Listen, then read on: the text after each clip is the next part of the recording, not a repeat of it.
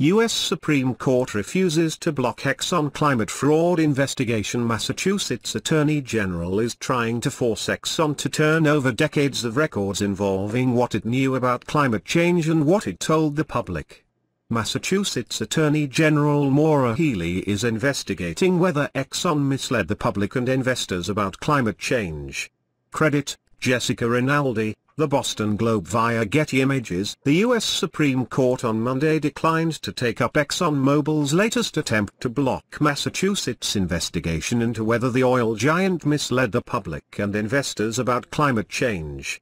The decision clears the way for State Attorney General Maura Healey to force the company to turn over records as her office probes whether Exxon concealed its knowledge of the role fossil fuels play in global warming. Those records could open a window into the company's internal discussions, including its handling of financial and climate data as it charted its business path going back decades. Exxon has fought Healey in state and federal court for more than 2 years, but the courts have repeatedly backed her authority. Last year the Massachusetts Supreme Judicial Court upheld her right to investigate. Exxon asked the U.S. Supreme Court to review that decision, but the justices decided not to hear the case. Healey's office praised the High Court's denial, which was issued without comment. The law is clear. The Attorney General's office has the authority to investigate Exxon's conduct toward consumers and investors, and we are proceeding. The public deserves answers from this company about what it knew about the impacts of burning fossil fuels, and when. Healey spokeswoman Chloe Gotsis wrote. Exxon did not respond to a request for comment. What Exxon knew and how it responded. Healey's office issued a civil investigative demand, similar to a subpoena, in 2016 seeking a trove of documents it said would shed light on what Exxon knew about the effects the burning of fossil fuels has on global warming and how regulatory efforts to slow the effect of climate change could impact the company's bottom line. At the heart of the Massachusetts demand are records going back to 1976 concerning Exxon's development, planning, implementation, review, and analysis of research efforts to study CO2 emissions, including, without limitation, from fossil fuel extraction, production, and use, and the effects of these emissions on the climate, according to the investigative demand.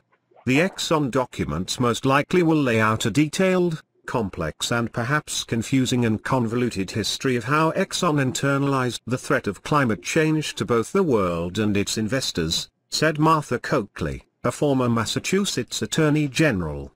The biggest question those documents will answer is the extent of climate change knowledge Exxon had, when it had it, and what it did with that knowledge in making business decisions, said Coakley, who is now in private practice with the Boston law firm of Foley Hoag.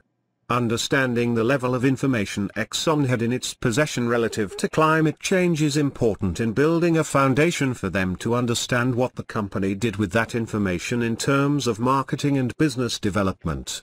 Exxon's long legal battle to stop state probes. The request for those records was made within months of an investigative series of stories by Inside Climate News and later the Los Angeles Times that disclosed that the oil company understood the science of global warming, predicted its catastrophic consequences, and then spent millions to promote misinformation about global warming and the role of fossil fuels.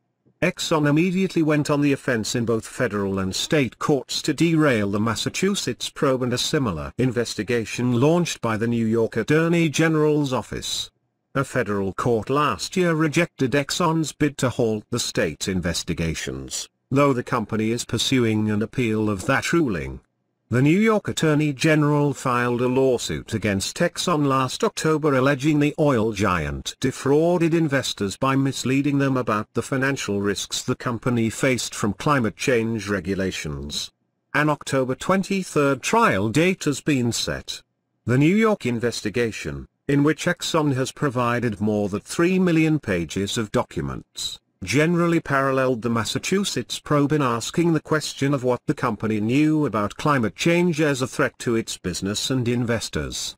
New York officials are barred from sharing documents with Massachusetts.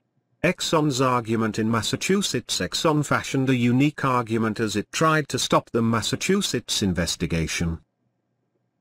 It maintained that the state's attorney general had no jurisdiction over the company because Exxon simply franchised service stations in the state but did not have an actual business operation there.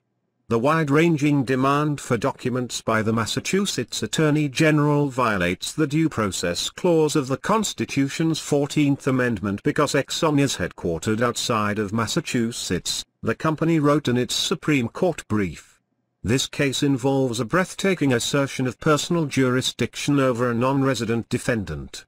A Massachusetts Superior Court first refused to block the fraud investigation, saying the investigation was proper under the state's Consumer Protection Statute. The Massachusetts Supreme Judicial Court later rebuffed Exxon, saying the investigation is premised on the Attorney General's belief that Exxon may have misled Massachusetts residents about the impact of fossil fuels on both the Earth's climate and the value of the company. The rejection of Exxon's appeal by the U.S. Supreme Court means Massachusetts authorities can now test their theory that Exxon was aware of the hazards of climate change and the possible consequences, said David Shapiro, an assistant professor of public management at New York's John Jay College of Criminal Justice. He's a former FBI agent who specialized in financial crimes. It opens a lot of doors to investigators, Shapiro said. Investigators will be looking for a document trail that shows the long picture of how Exxon collected and interpreted data over years and decades. That door is open, but there are a lot of confusing corridors ahead.